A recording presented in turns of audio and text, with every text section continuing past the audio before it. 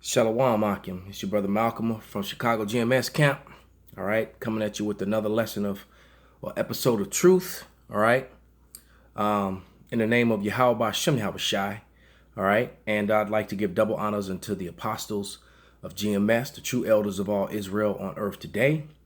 And salutations to the Akim on the four corners of the earth that are doing his work in truth and sincerity, and salutations to the confusion of faith brothers that are waking up and becoming a part of this thing, which is further bringing injury unto the so-called white man who was Esau, Edom, with his lives being destroyed, which I intend to do yet again with another series of information.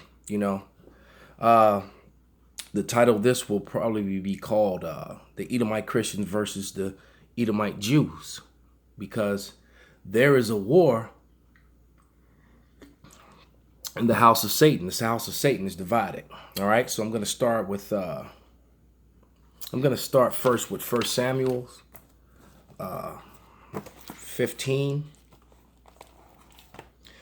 1 through 3, because they're not only at war with each other, but even though they're at war with one another, one thing that they do agree on is that the enemy of my enemy is my friend. So they're still together in cahoots against the children of Israel. So the plan is still to destroy us, but they're just divided among themselves, which is why the kingdom is falling. Okay? Just as the northern and southern kingdom divided, we fell.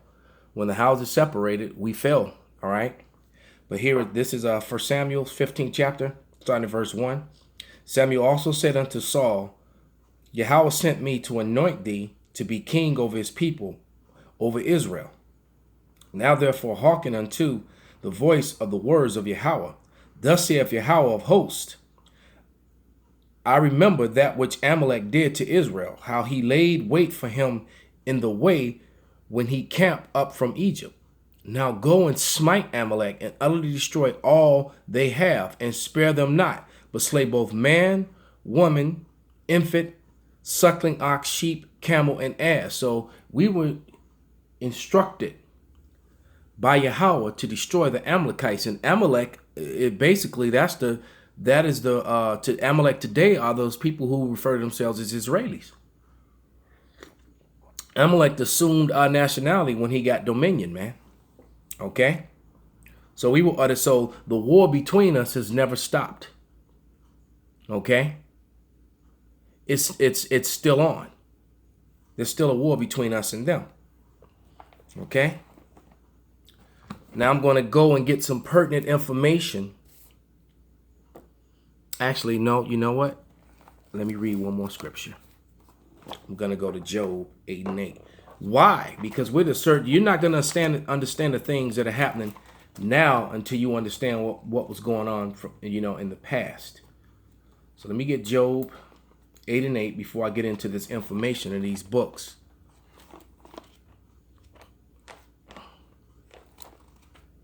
Because, you always have people, you need to forgive and forget. The Lord does not forget. The Lord said he didn't forget. And there's scriptures in both the New and Old Testament that said he never changes.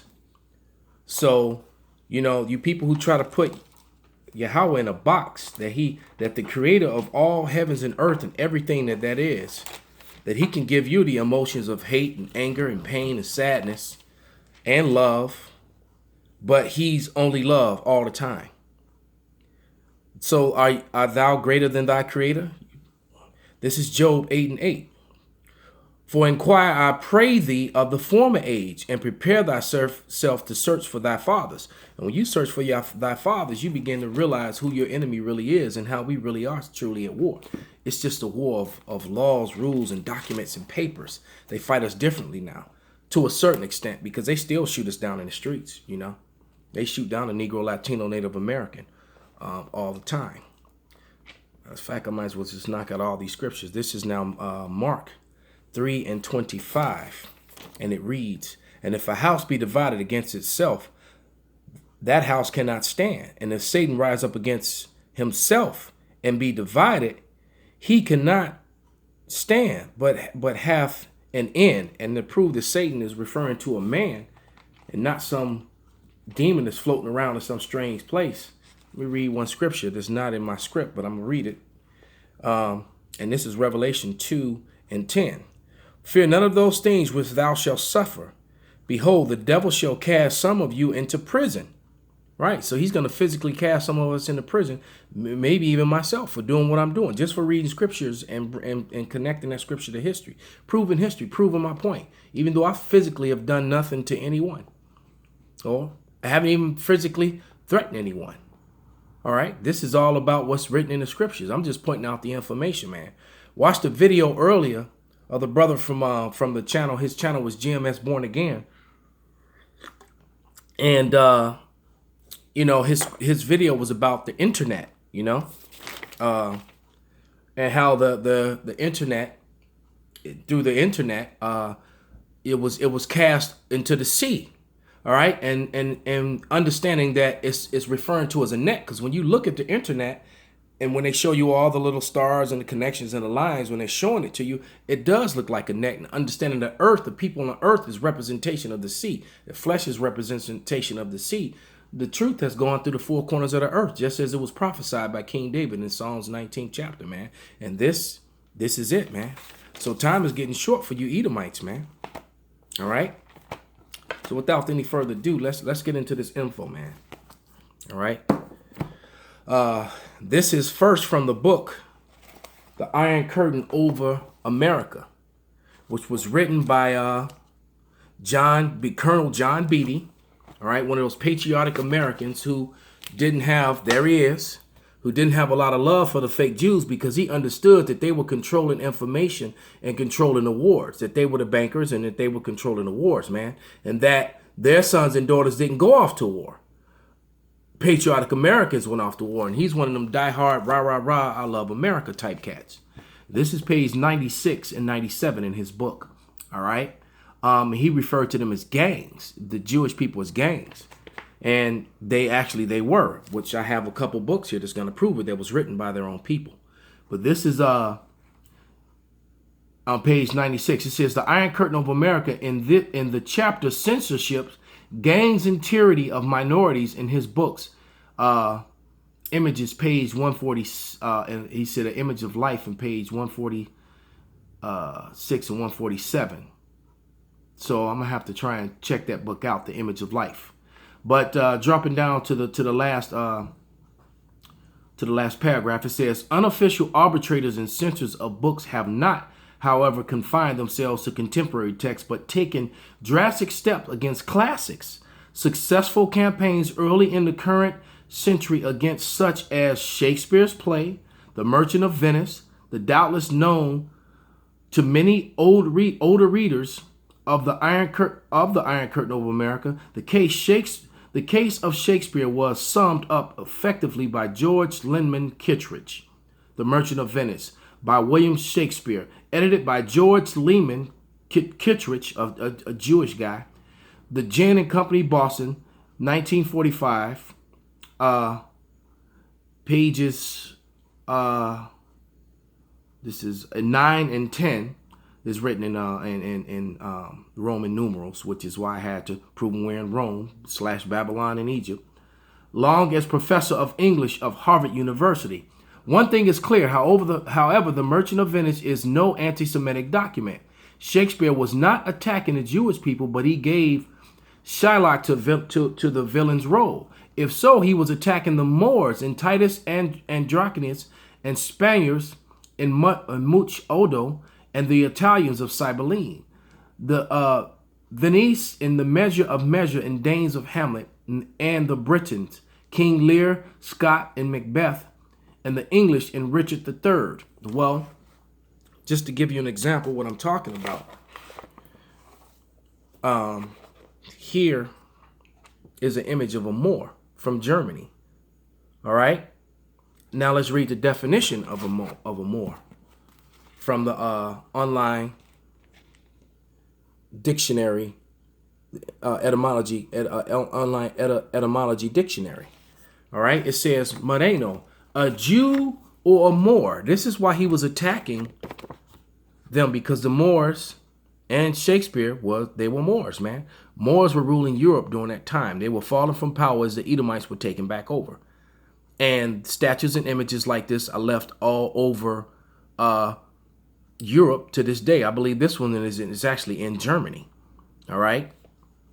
The big fro, the big thick woolly lips, and that famous image right here, which is a Spanish Moor right there with the Mitri on, or what you call today a bandana. Tupac wore it the opposite way around. All right. Some of the brothers out in California still rock that style. The bandana tied in the front, tied off. All right. Where do you think they get that from? That was passed on generation to generation, man. It's a spiritual thing. Okay. Much of the significant attacks on individual masterpieces, however, was subtle but determined. The campaign begun a generation ago to discredit older literature under the Jiggelson and dictatism for documentary indication and nationwide minority boycott of books as early as 1933, right to the American Renaissance Book Club, P.O. Box 1316, Chicago, Illinois. All right, and the reason they were doing that, they were boycotting all these old world books, man, is because it said write American Renaissance book because they were whitewashing history.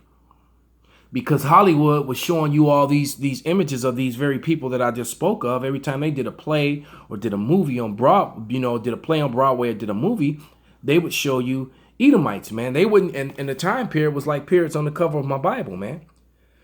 That's a 5th, 6th century image right there of Christians and an angel. And that's how all the images were prior to the 1300s, man.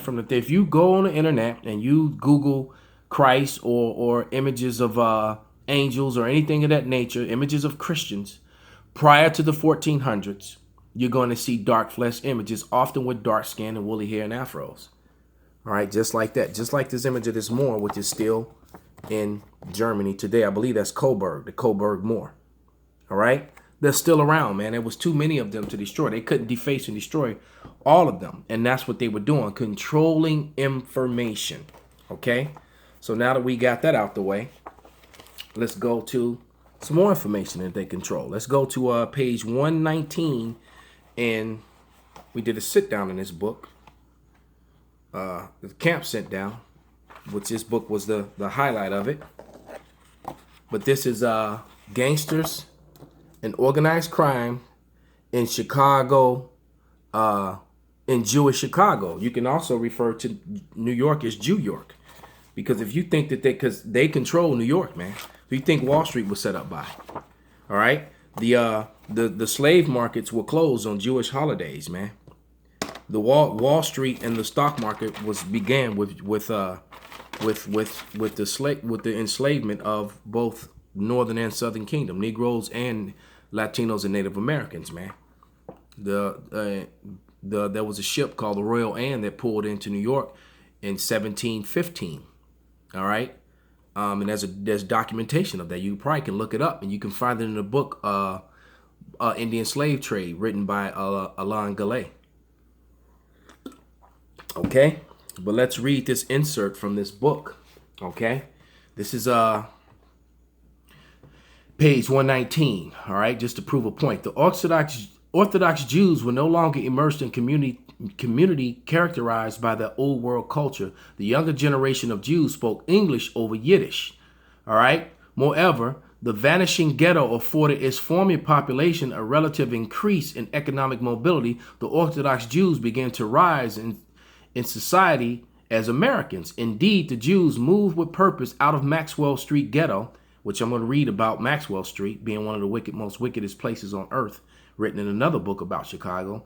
There was fit between the geographic mobility on one hand and the social economic mobility on an upward advancement. Now, before I go any further, let's address that word Yiddish, man, because they also talk about Yiddish newspapers being printed in this book. All right. And because they keep screaming Hebrew, and we're always saying that, no, you speak Yiddish. And they do speak Yiddish. And Yiddish was basically a false form of Hebrew. It's the bastardized version of Hebrew, which they speak because they combine other languages and they match the Hebrew characters up to their own languages. So the unlearned person, it appears to be Hebrew. because they're using Hebrew characters, but they're not actually speaking Hebrew. They're speaking another language. And that's why they have these false definitions, and they use certain words, key words, to try to attack the true Hebrew doctrine, or attack what we do. They try to say that ruddy means red when it doesn't. They say that Adama means red, but it doesn't. But it says Yiddish. All right, this is the definition of Yiddish in the Winston Simplified Dictionary Bible Encyclopedic Edition with biblical references. All right, it's an dictionary encyclopedia, not encyclopedia Bible, but it does have biblical references. It says Yiddish, a kind of mixed German and Hebrew language spoken by Jews and written or printed in Hebrew characters. So it's written or printed in Hebrew characters, but it's not Hebrew because it's a changed, codified language, man. All right, why? Because they're hiding things, and that, so like the true name of the Lord, and the meaning of certain words is proves the dark flesh of the Hebrews, because the Christians were indeed Hebrews, man. All right, they were first called Christians in Antioch. That's in the book of Acts, I do believe. Okay, around the 11th chapter. Back in this, let me just start this paragraph again. Indeed, the Jews moved with purpose out of Maxwell Ghetto.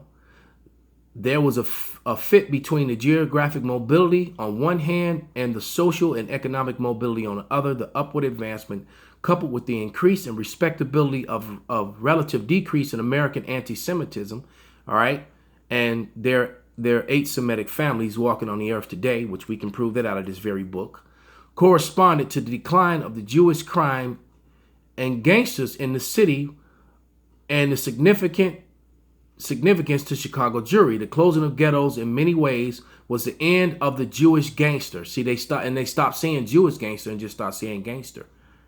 So a lot of this crime and things about famous gangsters in Chicago, well, they were actually the Jewish. Newspapers increasingly omitted the religious marker. Accordingly, Jewish criminals became simply gangsters.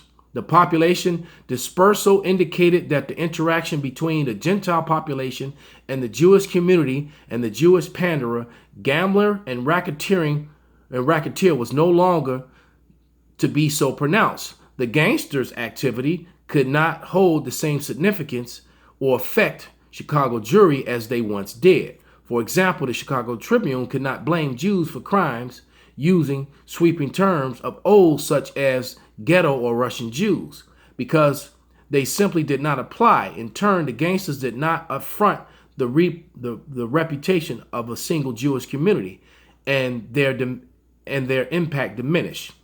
Jack Greasy Thumb Guzik, who started in prostitution business and rose to business manager and chief lieutenant to Al Capone. And here he is. This is a portrait of Jack Guzik right there. Okay, he was a chief lieutenant to Al Capone. He was Jewish. Like I said, a lot of these guys they portrayed as Italian gangsters was really the fake Jews, man. And there he is in the middle with the glasses on in court with his Jewish lawyers, man. So they control information. They made sure that the newspaper took out the term Jewish or Jew gangster and just put gangster. But they wouldn't have no problem putting Italian mobsters though. And as they propagate and sell a tour in Chicago, you can Google it, about the gangsters. There's a bus that rides around with all these faces of these gangsters on it, and a lot of them was Jewish. Okay? It's a bus with Al Capone's face and all these gangsters on it, and they got holes in it. Because they were the inventors of the drive-by shooting, man.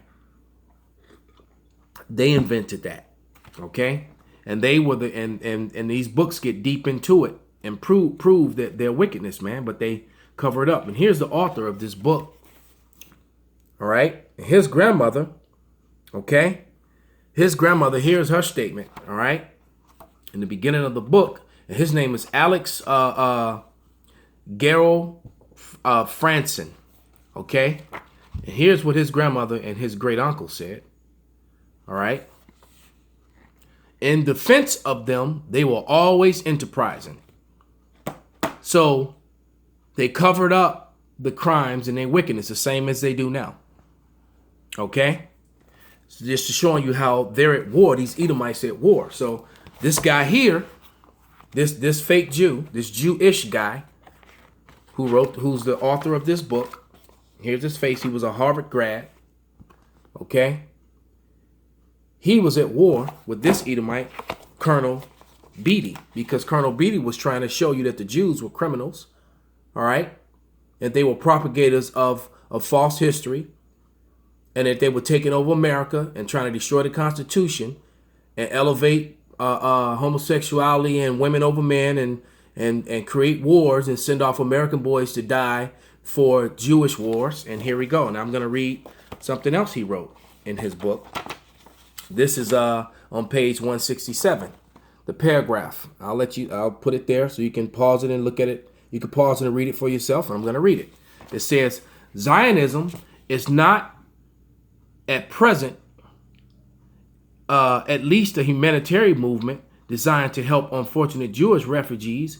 It is a political and military organization based squarely on race, religion, and the nation using brute force against innocent people as an instrument of execution of its policies. And that's exactly what it is.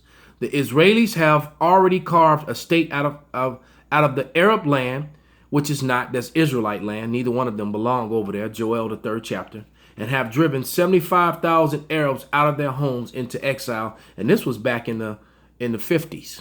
All right. It's way more than that. So there it is. The Edomite Christian is at war with the Edomite Jew. And the house of Satan, according to Mark 3 and 24, 25, is at war and they're falling, man. Now, I'm going to close with this. This is called Murder and Mayhem in the Chicagos. I can't wait to finish reading this book. I've only read bits and pieces of it, but it's a very interesting read.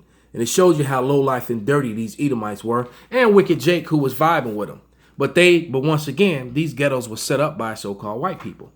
I'm going to read about the filth that Jake was, the real Israelites, the so-called African-American was doing in here.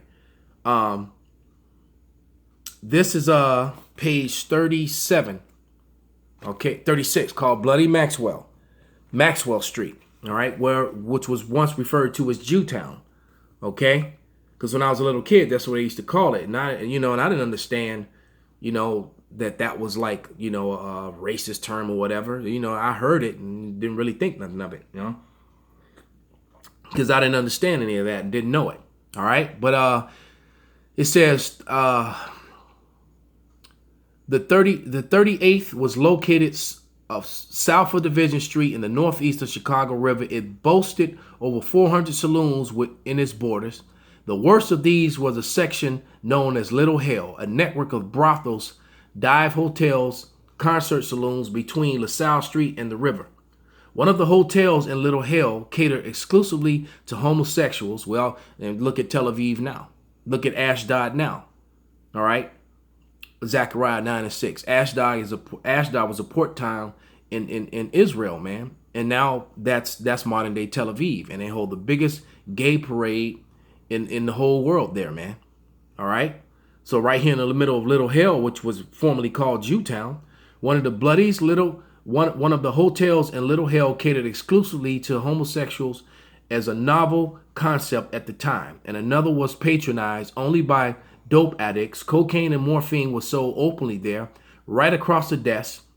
In virtually every resort, knives and pistols could be rented by the hour, and men could be found who were willing to commit just about any crime for a handful of pocket change. But the 38th precinct, despite the bloodshed carried out in Little Hell, was nothing compared to the 22nd, which was better known as Bloody Maxwell Street District. About 2 miles long and 1 mile wide, Bloody Maxwell was about on the north of Harrison Street, that's right where it is, on the west side of Wood Street, on the south of 16th Street, on the east by the South Branch of Chicago River. It was known to have more saloons than any other district in the city. Maxwell Street Police Station was constructed in 1889 to replace the 2nd Precinct Station, which was located in the heart of the Terra District, and abandoned the same year. This new building cost more than $50,000 to build. It was constructed of red and gray stone and meant to refuge the wickedest police district to be found within the confines of civilization. And that hasn't changed, man. America is wicked. Its police was wicked. Chicago is wicked. And the Most High is going to destroy this place. So with that, I hope this was an edifying and revealing lesson for the Israelites who are learning. All right. And it was condemnation to you Edomites, to you fake Jews and you fake Christians out there who are the biblical Edomites, Idumeans. All right, you Herodian, Idumeans, Esau, Edom. All right, Shalak Rayam to you. Shalom.